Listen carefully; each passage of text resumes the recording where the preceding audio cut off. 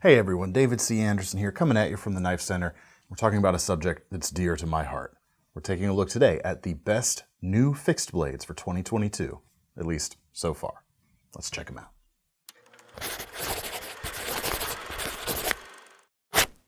So we're taking a look at these knives today because fixed blades represent, a lot smaller section of the knife market than the everyday carry flippers, because more people are buying those. But what about folks like you and me who love the fixed blades? That's why we're going to pull them out here, give them their own little spotlight. Best new fixed blades for 2022. We've got, we'll start with some kind of EDC fixed blades. First, two knives. I'll show them together from the long-standing Minimalist series from CRKT. We have the Katana and the Spear Point. Now, both of these feature 8CR series stainless steel, which previously, most of this series came with a 5CR stainless, so it's nice to see them finally kind of getting a bump up to this steel, which is still not a premium steel, but it is an appreciated upgrade nonetheless. The Katana blade's kind of a trailing point right here. Not so much tanto-y, although maybe it's a little bit of an Eastern tanto shape. Biggest blade we've seen on a Minimalist so far. Nice, long, slicey profile, hollow ground heel that is very thin behind the edge, and flat ground at the tip for a little more strength on that sweeping portion up there. Great everyday carry, great steak knife perhaps. Even a small hunting knife, it would work really well. Because the retention's nice, thanks to the prominent finger grooves that this series has always come with. 3 fingers fit in there solidly, even larger fingers like mine. And then you've got the braided fob for a little extra length. And then the Spear Point is a shorter blade. The Katana is about 3.5 inches. The Spear Point is just over 2 inches, but it is a thicker blade stock than any of the Minimalists so far. You can see there looks like about 1/8 of an inch actually. Let me see if we have a spec on the site. Yeah, 0.15, just over 1/8 of an inch in fact.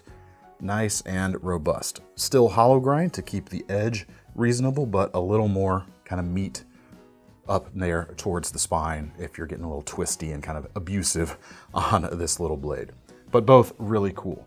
These sheaths are the same as you would expect if you've seen the Minimalist series before. Hard plastic, clicks in very easily, comes with a lanyard for neck carry, and it has a belt attachment as well.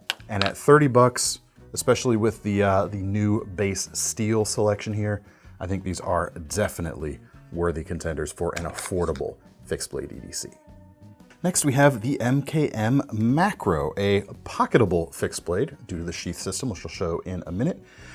2 blade shapes here. You've got the drop point and the modified sheep's foot, coming in about $155 for this green micarta version.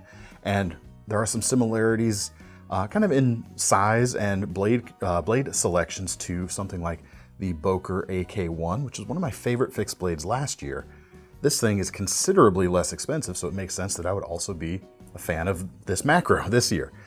As far as the feel in the hand, we've got contoured micarta scales. You can also get it without scales, which is why they went a little bit thicker on the blade stock here.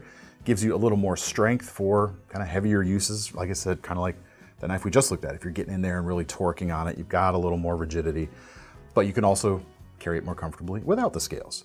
But by the scaled version, it feels so good.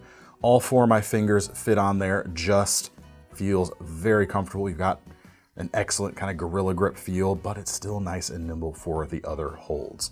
The edge stops just shy of the finger guard right there, so you've got some protection. You're not gonna nick yourself on that. Overall, M390 steel, the materials, the construction, the lines of it are beautiful. Everything about it works great. And then the sheath is a magnetic leather pocket sheath, and you can carry it in a few different ways. It's completely reversible for either side because the sheath or the knife will fit in either way, and you've got this magnetic flap here. Slip this in your pocket, slip the flap over the hem, and you've got something very easy and very nice looking to keep that fixed blade close at hand. No pivots or anything like that to break like you might have on a folder, just solid reliability. Next up, some hunting knives. First, we have the Kershaw Deschutes series. There's a caper and this larger skinner, which is a $50 knife. And for that, It's a really good value here with the construction, the materials choices, and the just design.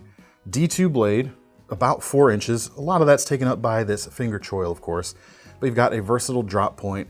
D2, like I mentioned, stone washed finish to help with corrosion a little bit and also hide your scratches as you use it. Very thin blades. This is an excellent slicer, whether you're doing it for just general around camp tasks, food prep, that sort of thing, or hunting, food or game preparation and that sort of thing, as you would expect from a hunting knife. Just wicked, satisfying slices. The handles are executed very nicely. You've got a rubbery texture, very nice feel for the hammer grip, and a really nice pinch grip too. Feels very good, very controllable, using your pinky here to kind of pull that tail end around. Really manipulatable, very, very nicely done overall. The sheaths also provide a ton of value for this. It clicks in with positive retention, and then you have an extra snap strap here just in case, but if you didn't want to run that, you could add a tech lock or some sort of pretty much any kind of aftermarket accessory due to the versatility of the hole and slot pattern here, so you can carry it any number of different ways. All right, next up we have a knife that I think was technically released in 2021, but KnifeCenter started carrying these in January of 2022, and it's one of my favorite recent fixed blade designs, and that is the Norden Ascent. Graceful, beautiful, made in the USA, good value for what you're paying for as well. 175 bucks, 3 3/4 inch 3V blade.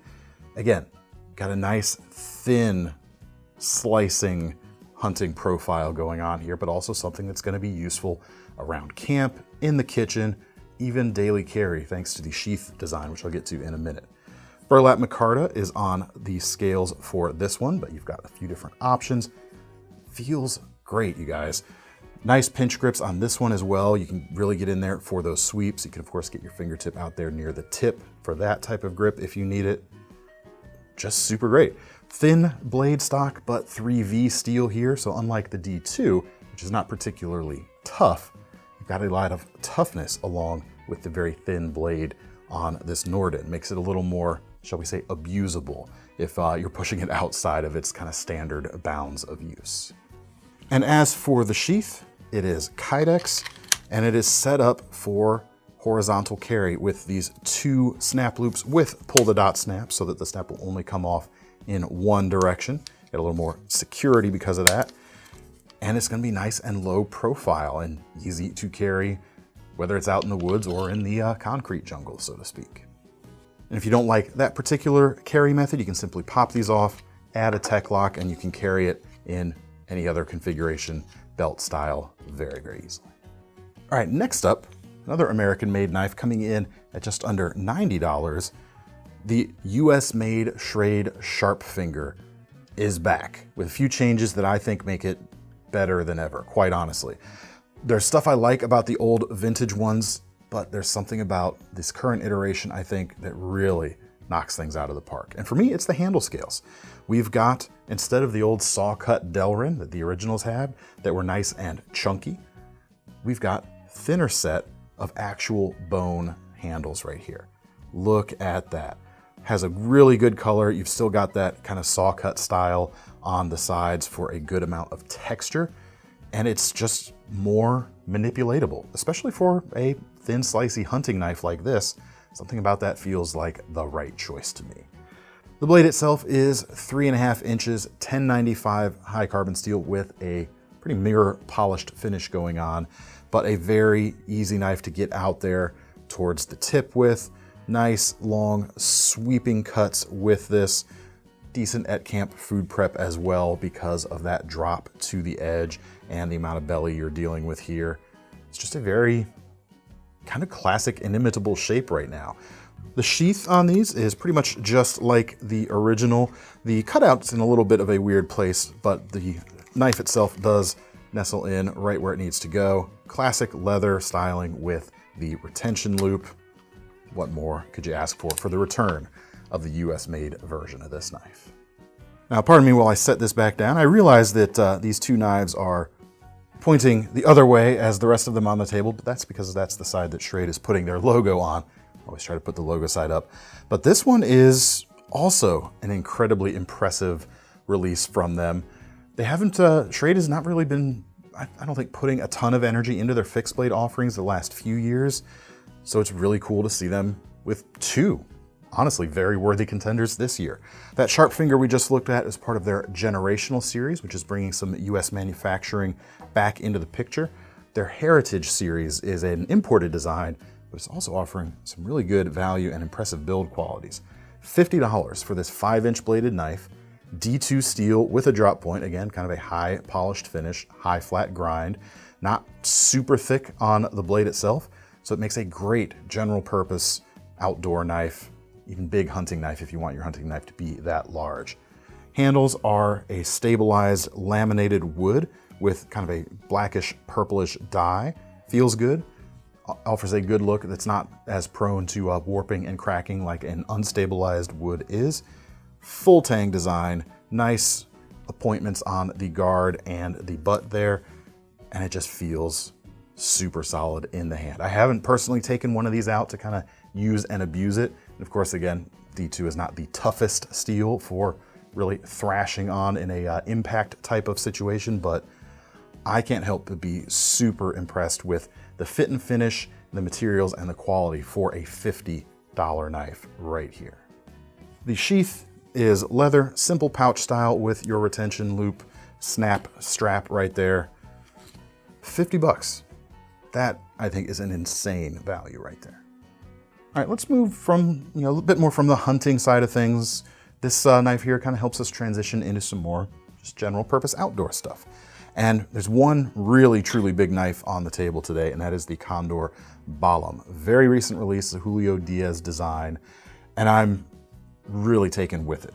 About 143 bucks, you got a 9-inch 1075 steel blade, nice and tough, not super thick. This is only about 3/32 of an inch thick, so it's a bit in between something like a Becker BK9 and a sort of 12-inch machete, the thin, slashier machetes that are out there. So it'll move around a little bit quicker than kind of those heavier Bowie knives out there, but it's still gonna be a good outdoor option, and the handles are exceptional. I mean, black micarta, the shape is great. You've got swells right where you want them. You've got just enough grip for the outdoor stuff without it feeling kind of ragged or tacky or anything like that. It's great. Excellent matte finish right there, and finished very well too. As far as the balance point here, it's right in front of the handle scales right there.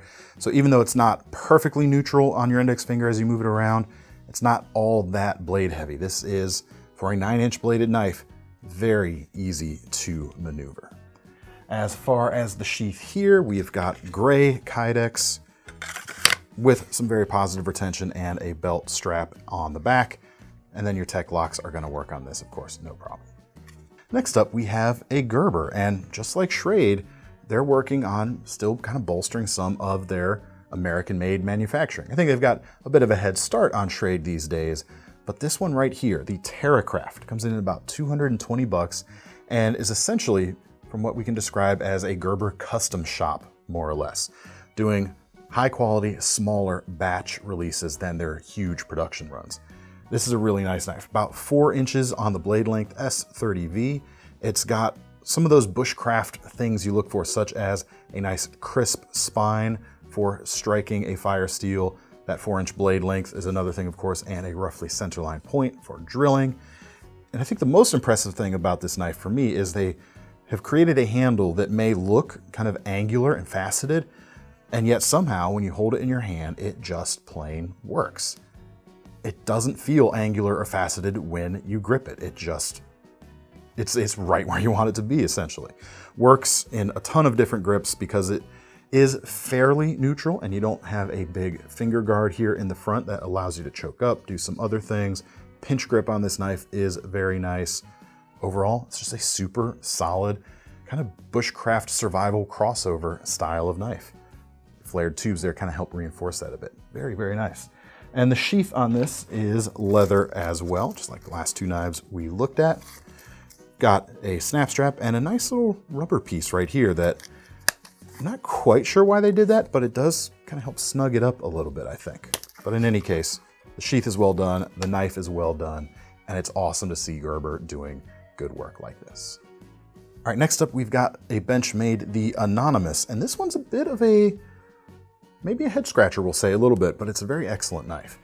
5-inch blade, crew wear blade steel, G10 handles, comes in about $260, just over that. And unlike a lot of knives that have that kind of spec sheet, the blade is a little bit thinner than you might expect. And yet, we've got CPM crew wear there to kind of enhance the toughness. Now, would I recommend going prying with this knife?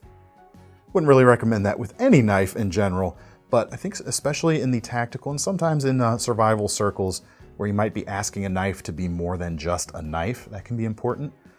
This right here is choosing to be just a knife, and it's got to slice. That's what a knife got to do, and this thinner blade is going to do that a lot better. So if that's what you're looking for, there's not as many options out there as you might think, so it's cool to see something like this. If you want a thicker blade, plenty of thicker blades out there. Go with an SE with, I guess, 35 or something like that. But anyway, the Anonimus. 5-inch blade, that crew wear is great. We've got a flat saber grind right there. Very nicely done. Very nice shape, very versatile, whether you're hunting, just general purpose outdoorsing or camping, hiking, that sort of thing. It's another area where the lessened weight of a thinner blade will come in handy. Plenty of length on the handles. Not super girthy, but you can thicken that up if you want, since these are bolt-on. You can add some liners yourself. Nice pinch grip going on. And contrasting to the Gerber we looked at, we have a fairly aggressive finger guard right here. I think that's kind of important on a quote-unquote survival style design. If you don't like that, that is something that could be ground down without too much trouble, like with a Dremel or something. Be avoiding your warranty, of course. The other cool thing here, as for striking a fire steel, we do have a crisped up sharpening choil here at the back, which will allow you to do that. The sheath on this knife is Bolteron, which, depending on who you ask, may be a little bit better than Kydex in colder environments, might be a little bit less brittle, but the experience is otherwise the same, just clicks into place. You've got a small loop here at the side for holding a fire steel, and your standard style of drop loop here at the back. And since inquiring minds will want to know, yes, you can strap a tech lock into this whole pattern if you wish. All right, this next knife is a knife with no name, at least when this video is coming out. This knife is technically not been released yet. It is coming anticipated before the end of the year, and we have some samples right here. I just had to talk about it. This is a new Andrew Demko fixed blade. It doesn't have a name yet, as mentioned. It's not going to say F1 here, as this sample does, but we've got a 5-inch blade, AUS 10 stainless. Later it's going to come in D2, priced at $150. And you've got that length, you've got a fair bit of thickness here. We're more like 3/16 of an inch with a higher flat grind here. This is more, contrasting to the Benchmade we just looked at, more of what you might consider a prototypical survival style knife in this size range. But it's not just survival and camping. This is something that could flex into tactical roles potentially. There's gonna be a clip point version of this knife as well, and a third blade shape that he mentioned, but I don't know what that third blade shape is just yet. Full length tang here protruding at the back, so it's not just a skinny stick tang or rat tail tang. You've got plenty of girth, or plenty of strength to that metal underneath these injection molded handles. It's got plenty of texture thanks to the molded pattern and a slightly tacky feel. Great for wet environments, great in the cold as well, since you're not gripping, on any part of that exposed tang while you're at it. Super nice. And then the sheath is perhaps even more impressive and definitely more innovative. It is a multiple piece design. We have around the edges glass-filled nylon for strength and rigidity, whereas the inside portion is just straight nylon, no glass fiber reinforcement. And as such, it has much less of a chance of dulling the edge of your knife blade when you're going in and out. Very cool. The other nice thing about this sheath design is with just a Phillips screwdriver, you don't even need something for the back, you can take this sheath completely apart. So you can clean it, is the biggest concern there. Anyone who has a Kydex sheath that they've gotten any kind of dirt or grit into will know the pain of that situation, because you're forever just gonna be pushing through that grit and scratching up your blade as you use the sheath. This helps you get around that a little bit, even more than just a simple drain hole design in a another style or a standard style of Kydex sheath can do. This one you can really baby the inside of your sheath just as much as any other part of your system. All right, next up, another kind of crossover between like the outdoor survival and the tactical type of stuff. One of my favorites this year is the LionSteel T6. Comes in about 300 bucks. You've got a 6-inch blade of K490 steel, which is still somewhat niche in the knife world, but it's starting to get a little more of a wider kind of exposure. And essentially, you can compare it to something like M4, which is a very tough powder metallurgy steel, and widely regarded as an excellent choice for a hard-use powder metal outdoor blade. K490 is supposed to give you edge retention, roughly the same as M4, while being twice as tough. Very cool. Not a stainless steel though, keep that in mind. But very cool blade shape while still not straying too far from just that general purpose drop point that you want on a blade style like this, and yet it has more style to it. Handles are micarta. You've got a full length tang, and I'm gonna go ahead and call it a full tang, even though instead of bolt-on scales from the side, you've got a bolt-on handle that slides into place. This is a single piece micarta handle that is U-shaped around the tang of the blade and then bolted into place. Very cool. It kind of leans into LionSteel's kind of heritage of making integral frame locks, integral titanium or aluminum knives. And while it also makes it feel more stable, more rigid. And then with that 3/16 inch thick blade there, you've got a lot of backbone behind this knife, and it's contoured exceptionally well too. The sheath is Kydex. It snaps into place quite nicely. You have a secondary retention loop there for some extra peace of mind. You've got a thigh strap here at the bottom, and you have on the back essentially some MOLLE compatible strapping with a snap on the end, so you can attach it to some of your kind of urban or tactical gear, not just the outdoor stuff you might like. Very, very cool. All right, next up, let's get into just the pure tactical feeling stuff right here. Even though this first knife does have some versatility to it, could be an outdoor, could maybe even be a hunting blade, but the SOG Recondo FX is a tactical knife. 130 bucks, 4.6 inch blade of 440 stainless. Not sure which grade they are using, however, and it comes with this black coating. The edge itself is decently thin for a knife this size, and thanks to that hollow ground, it's nice and thin, a little higher up the blade as well. Fairly agile feeling too, nice and balanced. We've got a couple of different handle colors. I like this flat dark earth style of GRN right here. And kind of like the Gerber from before, they've managed to make something that looks somewhat angular feel very at home in the hand. Nothing's kind of jumping out as a spot that I would want to kind of shave away. There's no high or hot spots so much. You even got a little bit of a depression in the middle that is a really nice control point for your fingertips. It helps move things around quite nicely. Even helps facilitate a good pinch grip right here on the handle itself. Very, very cool. The tang itself is full length. You can see a bit of it poking out here at the lanyard hole at the back. No protruding tang on this, although they do have not a spot for hammering like this shape normally would suggest, but a kind of textured or ridged section here at the back that works great for a reverse grip with your thumb on that position. The sheath is really well done. In fact, I think that's one of the best things about a lot of the recent SOG designs is they've paid really close attention to the sheaths. This one is going to work no matter which direction you put the knife in. So this is easily left hand or right hand compatible. And then on the back side, you've got these MOLLE compatible, essentially steel sprung strips right here. Very strong, very tough. And then of course, if that is not to your liking, plenty of standard aftermarket stuff will again work with these hole and slot patterns. The other cool thing you can do, you can see these two tabs right here. You can actually adjust the retention on the mouth of this sheath simply by loosening that and sliding it forward, tightening it back down. You can really fine tune that to your preferences. Next up, we've got a new K-bar design simply called the Fighter. Not the USMC Fighter, not the Big Brother, just the Fighter. And those two knives I just mentioned 7-inch and a, I think it's a larger, what, 8.9-inch blade? No, 9 3/8 inch blade on the Big Brother. This one sits somewhere in between, about 8.1 inches on the blade length. It's a little bit taller than the standard USMC fighter or the Mark II fighter, but it's a really well-balanced design. I mean, this is a great example of a large yet nimble blade.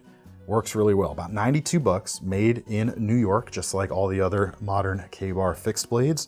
And you've got their craton handle here. Oval in cross-section, mimics the stacked leather handle with the grooves that they do here. And it just feels really good. Feels very familiar, I should say. And if you've ever held a K-bar style knife over the years, this is gonna feel right at home as well. But as mentioned, 8.1 inches on the blade, actually 1095 CV carbon steel, good solid performer, hollow ground as opposed to some of the flat ground K-bars out there. But again, I can't discount the nimbleness on offer here. Certainly feels very strong and it looks very striking as well. As for the sheath, it is using a system that we've seen on a few K-bars up to now, and it's kind of a neat, I don't know if I'd say innovation, but a neat spin or a neat new way, different way to give some positive retention on an injection molded sheath without having to resort to something like Kydex, which is of course press fit, not injection molded, and therefore a little more expensive to produce. You can see these two locking tabs that fit around the guard basically. When you push the knife in, you don't have to think about it at all, and it won't pull out until as you grab the handle, push off of this with your thumb by pushing it back, essentially. Very easy to do, very intuitive, and very unintrusive once you know how to work it, which is very, very nice. As for the rest, you can do your tech lock stuff here too, but it does come with a nylon strap here at the back with a retention loop with one of these things. I always forget what these are called. Thomas, you know what these are called? No idea. But one of those things for attaching to some other strapping. And we also have on the back a strap with a snap to wrap around the guard there, as you can see. And just like the SOG we looked at, this sheath will also work with the knife in either orientation. Great nod to ambidextrous utility. And I saved the best for last, or at least the awesomest for last, the ADV Brutus ring dagger. Very, very impressive and very striking blades overall. Now, this is not an integral knife, and as such, you can get some of these different color variations or finish variations between the handle and the blade. But if you go with an all satin version or an all black version, it definitely has the feel of an integral knife. But the handles themselves are titanium. This has one of the acid rain finishes and a very similar finish on the pinky ring here. The blades are 5.5 inches long, double-edged with S35 VN steel, which means you've got close to 10 inches of edge there to work with, which is very nice. The handles have a bit of that kind of pineapple grenade look to them, and they feel very comfortable. The contouring is great. The shaping works. You've got that pinky ring. Some extra retention there, but really it's probably more of an index finger ring for a reverse grip. But honestly, it feels just as good without the ring, personally. Fantastic looking knife. We've got a bunch of one-off versions right now. This is one of those ones where I can tell you all you might want to hear about utility and that sort of thing, but the simple answer is it's awesome. Just look at it. Sheath is a carbon fiber styled Kydex. Works also ambidextrously, works either side, and it even comes with its own Tech-Lock compatible or Tech-Lock style system here at the back for carrying horizontally, vertically, moving around, anything in between essentially. Just simply awesome. All right, that's all I have got so far. We'll be sure to do a little bit more coverage on the best fixed blades of the year coming up at the end of the year as well. But there's so much good stuff right now. I wanted to talk about it. I wanted to share it with you folks out there. Let me know what you thought. Let me know if you've got a more preferred fixed blade that's gotten released this year. Let me know in the comments. If you want to get your hands on any of these knives, check out the links in the description. That'll take you over to KnifeCenter.com. And don't forget, of course, about our Knife Rewards program, because if you're gonna purchase one of these fixed blades today, you might as well be earning some free money to spend on your next purchase. I'm David C. Anderson from the Knife Center, signing off. See you next time.